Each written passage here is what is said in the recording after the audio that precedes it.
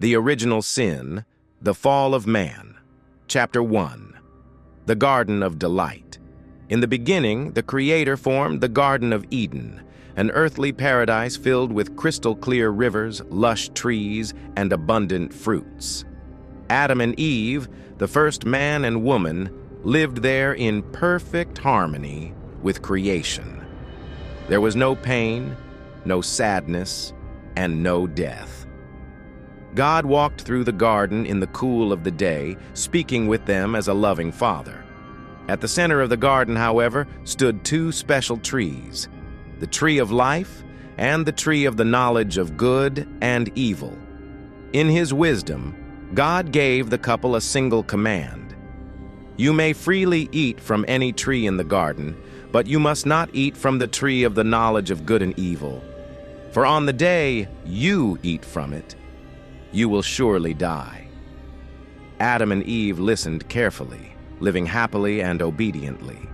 But something sinister watched from the shadows, waiting for the perfect moment to sow doubt. Chapter 2.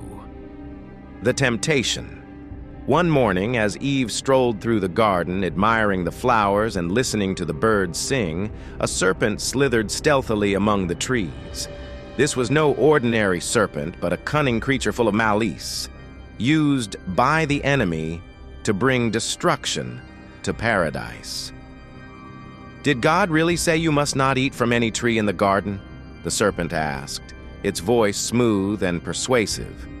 Eve replied confidently, We may eat the fruit of the trees in the garden, but of the fruit of the tree in the middle of the garden, God said, You must not eat it or touch it, or you will die. The serpent laughed, its voice echoing like a treacherous whisper. You will certainly not die. God knows that when you eat it, your eyes will be opened, and you will be like Him, knowing good and evil. Eve looked at the fruit with a newfound desire. It was beautiful and seemed delicious. More than that, the promise of wisdom captivated her. With trembling hands, she plucked the fruit and took the first bite. Its sweet juice dripped down her lips and, in a moment of complicity, she offered the fruit to Adam, who also ate. Chapter 3. The Weight of Conscience. The instant they ate, something changed. Their eyes were opened, but not in the way they had hoped. They realized with shame that they were naked.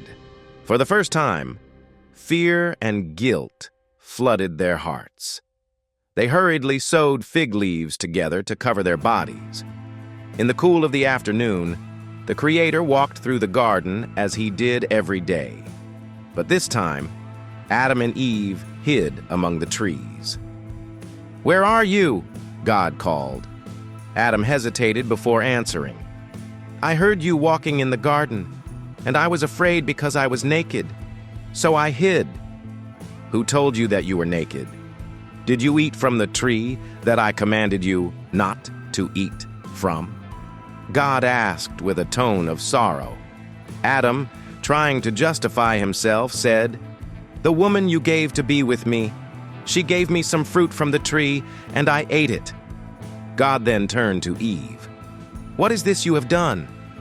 Eve replied, The serpent deceived me, and I ate. Chapter 4. The Curse. The Creator, righteous in His judgment, pronounced sentences upon the guilty. To the serpent He said, Because you have done this, you are cursed above all livestock and wild animals. You will crawl on your belly and eat dust all the days of your life. I will put enmity between you and the woman, and between your offspring and hers. He will crush your head, and you will strike his heel. To the woman, He said, I will greatly increase your pains in childbearing. With pain, you will give birth to children. Your desire will be for your husband, and he will rule over you. And to the man, He said, Because you listened to your wife, and ate from the tree about which I commanded you, you must not eat from it. Cursed is the ground because of you. Through painful toil, You will eat from it all the days of your life. It will produce thorns and thistles for you, and you will eat the plants of the field. By the sweat of your brow, you will eat your bread until you return to the ground, since from it you were taken. For you are dust, and to dust you will return. Chapter 5. The expulsion. God's heart was filled with sorrow, but his holiness demanded justice. He made garments of skin to cover Adam and Eve's nakedness, a demonstration of his care even in discipline. The man has now become like one of us, knowing good and evil. He must not be allowed to reach out his hand and take from the tree of life and eat and live forever. So God banished Adam and Eve from the Garden of Eden, placing cherubim and a flaming sword at the garden's east to guard the way to the tree of life. Adam and Eve left, bearing the weight of sin, but also the hope of redemption promised by God.